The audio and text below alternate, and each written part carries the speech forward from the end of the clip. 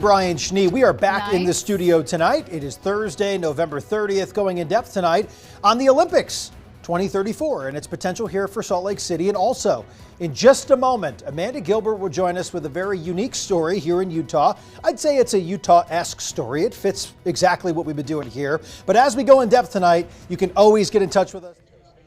We hope you join us by using the hashtag 2NewsLive to join our conversation. You can, of course, find me on Facebook, on Twitter, on Instagram, any of those platforms to weigh in, and we hope to hear from you. Let's go in depth tonight in a KUTV2 News exclusive. A Provo man is recovering after being gored by a bison in southern Utah. Now, he hopes his story can be a reminder for others to respect wildlife. Amanda Gilbert joining us live now. After speaking with him and also to Utah's Department of Wildlife Resources, Amanda, this is wild. Yeah, and Halen Carbajal started the interview by saying he acknowledges that he is very, very lucky to be alive to be sharing this story today. So he says he and his girlfriend were on their way up from southern Utah. They did an early Thanksgiving. We're going to show you some pictures they sent me.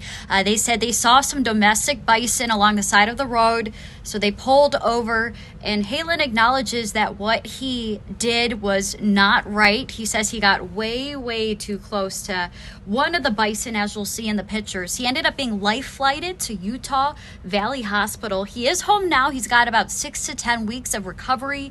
He's got a broken rib, bruised lung, liver laceration, and Halen tells me that the bison actually gored him in the stomach, but he thinks the bison wasn't trying to attack him.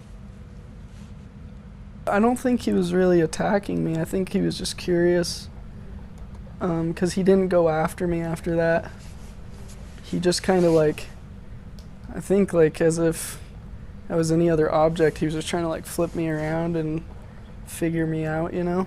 People should not go near bison. That's all I'm gonna say is or any wild animals that might seem cool to get close to because it might be a cool story or whatever. Amanda, it serves as a great reminder. And I also spoke, yeah.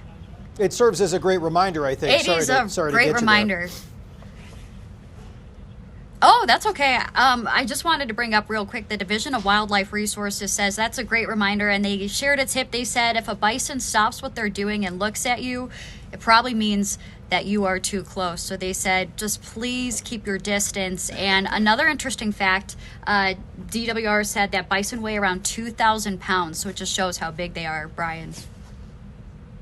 And I think the picture, this one behind me, no thank you. I mean, there are things that you'd go to the petting zoo and you could do that. This is not one of them. And I think it's interesting because if this man were on, per se, Antelope Island and disturbing the herd, he'd probably face charges. But this is very interesting because it sounds like it was on somebody's private property. Could also face some charges for that. This is a really good reminder to respect the wildlife regardless of the size. And DWR actually commented about that, Brian. They said, this wasn't any of their herd, so they can't comment on that specific incident because it was, like I said, domestic bison.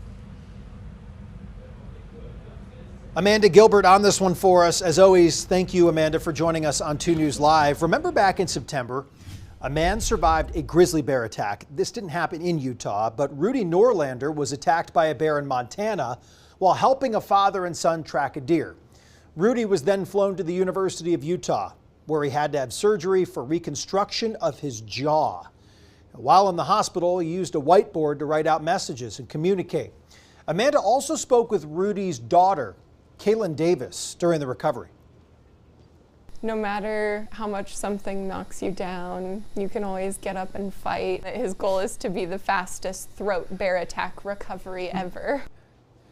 Well, staying positive after something like this. There he is. Rudy was in the hospital for about 5 weeks. We covered this extensively, and now he's back in Montana. So, if you'd like to read more about this story, or maybe you've missed it, or you want to see some other interviews with the family members, you can find them on our website, KUTV.com, or find some of the full-length videos on our YouTube channel. Utah is looking ahead to the near certainty of hosting another Olympic Games in 2034. A lot of infrastructure is already in place for that. Think about the Maverick Center, the Olympic Oval, the training facility in Park City, a lot of our ski resorts, even parts of downtown Salt Lake City. You think of hotels and things such as that. So really, Utah is ahead of the game. And we looked at some numbers yesterday. The cost to get the game going was one of the more reasonable ones, $2.9 billion, in the last 30 to 40 years. Love showing you some of the imagery from '02 because Salt Lake City has a lot of things that look the same, but a lot of things that look very different from what would be now 32 years later if the games were to take place in 2034. So let's go in depth on the Olympics here. Yesterday, Governor Spencer Cox joined a lot of people, and he spoke about the reality of the games coming to Utah. Take a listen. We've been dreaming about this day for a long time, but we always knew that 2002 was going to be the key to all of this, that the experience, the fact that we pulled off a very successful Olympics when we kind of didn't know what we were doing, right? I mean, that's Fraser talks about that all the time, that your first Olympics, you're just trying to make sure that games actually happen, that people show up, that, you know, that nothing falls apart, and so we were just kind of hanging on by the skin of our teeth, getting that one done. This one's, we know we can do this now. There's no question. And that's what the IOC confirmed in every conversation we had. They kept talking about, many of them were there at the 2002 Olympics. They talked about how it changed the games. That was at the time the most successful winter games in the history of Olympic sport. I think we may forget that a little bit. The thousands of volunteers, again, we didn't go into debt. In fact, we made money. We set that money aside to use it to keep these venues going. And so all of that added up, and now we get to make the next best games ever. And last night on 2 News Live, we dedicated the entire show to some Olympics coverage. I sat down with gold medalist Derek Parra, who now works to coach the next generations of skaters at the Olympic Oval in Kearns. As we mentioned here in our coverage, this is one of many steps that need to take place. This is an encouraging day, but what happens next here in the process of actually saying the games are coming to Salt Lake City? You feel pretty good about it, right? I think myself and the rest of the committee members are all feeling really good about our chances here. I think the rest is really a formality. It's a little like handing in paperwork, making sure all of our agreements are stamped and approved, and then just the approval. It's just a long process with the IOC, but we are ahead of the game. We've got the venues. We have the support, the government support. We don't need to build new venues. We're ready. We are ready. Aren't you glad I ditched the orange beanie tonight? Well, we're thinking about those venues that are already in place. One of them, this fine place right here, a ski resort who opened up for the season today. Snowbasin actually hosted the downhill events in the O2 Games. You know, having the Olympics back at Snowbasin in 2034, right, fingers crossed, it's looking good. We are ecstatic and we're proud because, you know, I think the legacy that we've been able to create, and it's not just here, but even down south, like the Grand America and the other elements that our company has really helped support around the Olympic movement. I don't know if there is an Olympics without the Holding family, right? And what they were able to contribute to make this work. And so being able to, you know, come back for 2034 and have a volunteer community like Gold Foundation in Ogden and others that are still around today from the old Olympics, it's just an incredible thing. And for me and my team, to say, like, we did that, you know, yesterday after hearing that, we're like, hey, like, we're going to be a part of something massive. And Snowbasin in particular is a major hub of the Olympics. Like, that's an honor and it's a challenge and it's already stressful, but it's what a thing to be able to say, right? Like, we were, you know, me and my team and us, hopefully, right, fingers crossed, we're a part of it. And we're excited. It's a great thing. And I know that people behind the scenes have been working super hard on it, including us. That's an awesome run, the Grizzly Downhill. If you've ever been up there and you want to do it, wait for some more snow and when they open it up. But that is an experience in and of itself. So we want to hear from you at home. What would be the most exciting part of the Olympics being hosted here in Salt Lake City in 2034 in northern Utah? There's a tight poll here, 38% saying volunteer opportunities. I love that too, because I heard from a volunteer yesterday as we were out there at 5:30 saying, I can't wait to do it again. Others weighing in saying, yo, Utah on the international stage, those big time athletes coming to town. We've got a lot of them here already. And of course, a nice boost to our local economy. Happening tomorrow, a very special edition of 2 News at 6 o'clock. They're basically doing what we did yesterday. We were out there at the cauldron, but they're going to light the thing. It should be a good time. There's a lot of people out there. They're going to dedicate the full half hour to Olympic coverage. So we'll be live at Rice-Eccles Stadium as the Olympic cauldron is lit. We'll be speaking with those Olympic athletes, taking a closer look at how prepared the state of Utah is to host the games. We've talked a lot about it, but you should join us tomorrow for that special coverage on 2 News at 6 o'clock. We talked about Snowbasin. How about Snowbird? Let's bring in our gold medalist, Chase Thomas, in to talk about this too. Taking a look at a little side-by-side there. I think this is a live picture at the Earls Plaza there.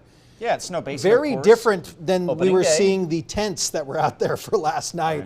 This is really cool. So Snowbasin and Snowbird kicked off their seasons. Snowbird had 11 trails open today. That's impressive. They spun a bunch of lifts.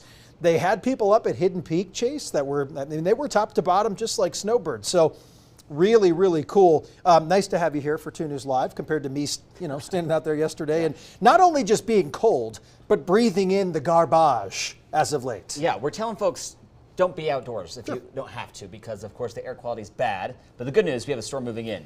This is interesting here. Those colors mean something. Yeah, we have our first winter weather advisory now for the valleys and winter storm warnings now for the mountains. Now, this is going to be coming in several waves. It's not going to be snowing the entire weekend. So let's get right to it. We have a lot to go over, including our first significant snowfall in the mountains, which is going to be fantastic, where we'll see several inches of snow. And that's where we have that winter storm warning. Also includes some of our mountain valleys and the Wasatch Back.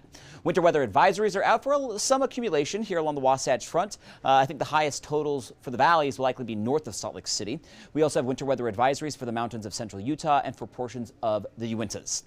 First, air quality, it's in the orange, unhealthy for sensitive groups. We're going to start to see a little bit of mixing. We're already starting to see some improvement. We'll definitely see that, though, for tomorrow. Moderate air is in the forecast, but good, clean air is in the forecast for Saturday and into the weekend. First wave moves in for tomorrow. It's actually kind of coming in 2 parts, and then there's another storm behind it that rolls into northern Utah over the weekend, and that one actually is going to be somewhat milder, so we might actually see snow initially in the valleys change over to rain. So it's really interesting to see how everything kind of shapes up with this. Now, as we roll through the next few hours, we're still pretty quiet. There might be a flurry or two as we head into your morning commute, but it's this band of snow right here that doesn't roll in until right around the lunch hour. And that's when we'll have some light snow from Logan down to about Nephi, maybe a couple isolated snow showers in central Utah. Then another wave moves in Friday night. That's probably our best chance for some accumulating snowfall. Most of it will be north of I-70, so you might be driving home in a little bit of snow Friday night. Notice Saturday, though, kind of things shift well to our north. If you're in central and southern Utah, I really don't see a whole lot coming your way for the weekend. Now, northern Utah, specifically Ogden North, will have some snow showers for most of the day on Saturday. You'll see how it kind of fills in, though, Saturday night. Initially snow, it's all snow of course in the mountains, and then you'll see it kind of change to rain. It's going to try Sunday morning. Those snow levels might start at the valley floor, but they could climb as high as 5,500, maybe even 6,000 feet as those temperatures climb into the 40s. So that's going to limit how much we see snowfall-wise in the valleys. But the mountains locked in, going to do very well. 10 to 30 inches of snow, higher totals across the mountains of northern Utah, definitely a bit lower as you head into central Utah. Wasatch Back, that's going to be Park City, Heber, the Ogden Valley like Eden and Huntsville, doing very well from this setup. Our winds are going to be out of the west to northwest, and that favors the Ogden Valley, 8 to 20 inches. Cache, Bear Lake, and Bear River Valley, 4 to 8. Higher end, though, towards the benches, above 5,000 feet. Same thing for the northern Wasatch Front, 3 to 7. Salt Lake, Utah, and Tooele County, not a ton, 1 to 4. Most of that falling Friday night, but some of our east benches might see more than that. And again, not a whole lot down in the valleys of central, southern, and eastern Utah. Maybe a dusting to an inch or two if you're lucky. Mostly cloudy skies in St. George tomorrow. Could see a couple sprinkles, but looks pretty quiet. More sunshine over the weekend, low to mid 50s. Next week, 60s are back starting on Tuesday in southern Utah.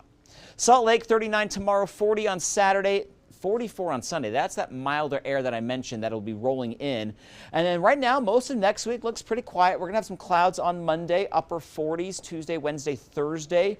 Wondering when maybe our next storm is. That will be the following Friday and Friday night. But decent totals really in the mountains coming our way this weekend.